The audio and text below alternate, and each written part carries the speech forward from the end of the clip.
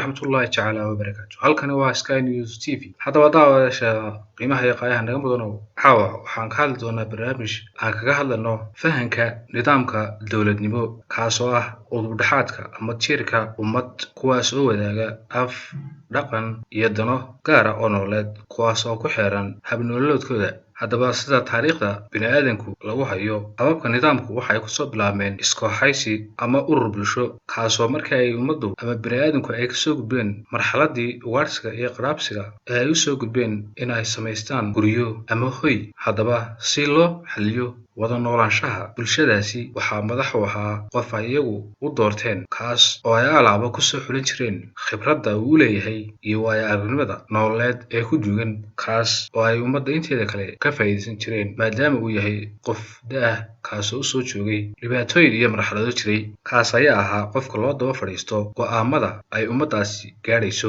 haddaba dhammaan nidaamyadaasi waa qaar ilaa hadda astaamahoodu ay ka muuqdaan dunidan aynu ku nool nahay. dadkani waxay ka midaysnaayeen wada noolaanshaha dhexdooda, xallinta khilaafaadka ku yimaada dhexdooda iyo arrimaha u gaarka ah ee aayaha iyo mustaqbalka bulshadan.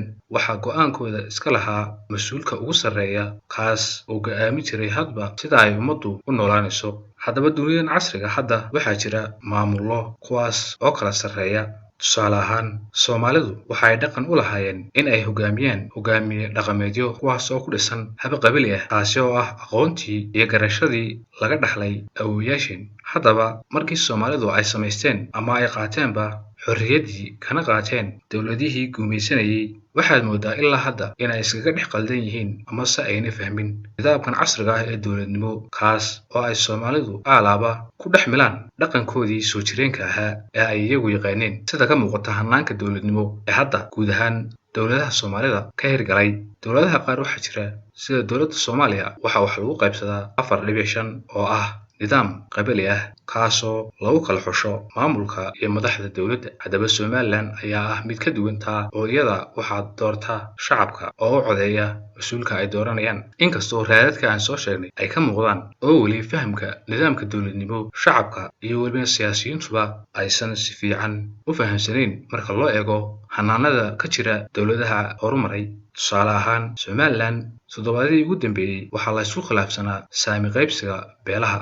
haddaba saami qaybsigu muxuu faa'iido u leeyahay bulshada kale oo ah faham darrada ka jirta nidaamka dowladnimo ee shacabka iyo shuruucda dalka. haddaba taasi waxay noqotay mid lumisay la xisaabtankii lala xisaabtami lahaa mas-uuliyiinta oo dibadda geliya beelaha ay ka soo jeedaan kuwaasoo ku andacoonaya amaba se kalsooni iyo difaac ka helaya qalad kasta oo ay sameeyaan. tani ayaa hagardaamo ku ah habdhaqanka iyo horumarka dowladnimo waayo mas-uulku iskuma arko inuu yahay mas-uul qaran kaas oo ay dhammaan ummaddu mas-uuliyaddeedii u dusha ka saaran yahay. sidoo kale ma fahansana umana arkaan dowladdu inay tahay wax ummaddu wada leedahay taas oo ka dhigaysa jahwareer ka dhex taagan xilli kasta oo loo diyaargaroobayo doorashooyinka inuu ka yimaado khilaaf kaasoo beelaha qaar ay tabasho muujinayaan balse ma jirto beel qudha oo leh ama ka tabanaysa waxqabad la'aan. mas-uul kasta oo ka soo jeeda beelahana waata fursad u siisay inuu daayaco mas-uuliyaddii waajibka ku ahayd inuu guto xilliga iyo wakhtiga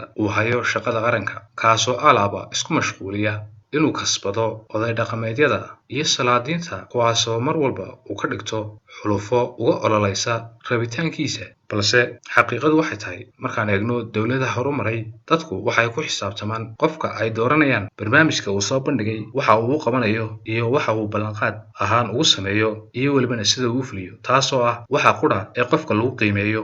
halka maanta dhaliisha mas-uulku ay tahay mid dahsoon oo haddii shakhsi la bedelo xilkiisii gudan waayey la raadinayo shakhsi kale oo ku jira axsaabta siyaasadda kaasoo la hayba qofkii la bedelay. waxaana dhacda wasaarad uusan khibrad u lahayn in loo dhiibo shaqadeeda oo mas-uul looga dhigo iyadoo la helayo qof kale oo aan beesha kursigaas ku magacaaban ama laga bedelay la heli kara qof kale oo uga aqoon badan kana soo jeeda beelaha kale. haddaba tan ayaa ah mushkiladda bulshadu ilaa hadda aysan fahmin. tirada badani ma aha muhiim ee muhiimaddu waa tayada iyo waxqabadka bulshada ay u sameeyaan ama ay u qabtaan mas-uuliyiintu. haddaba daawadayaal barnaamijkeenan caawa intaas ayaan kusoo koobi doonaa. assalaamu calaykum waraxmatullaahi tacaala wabarakaatu.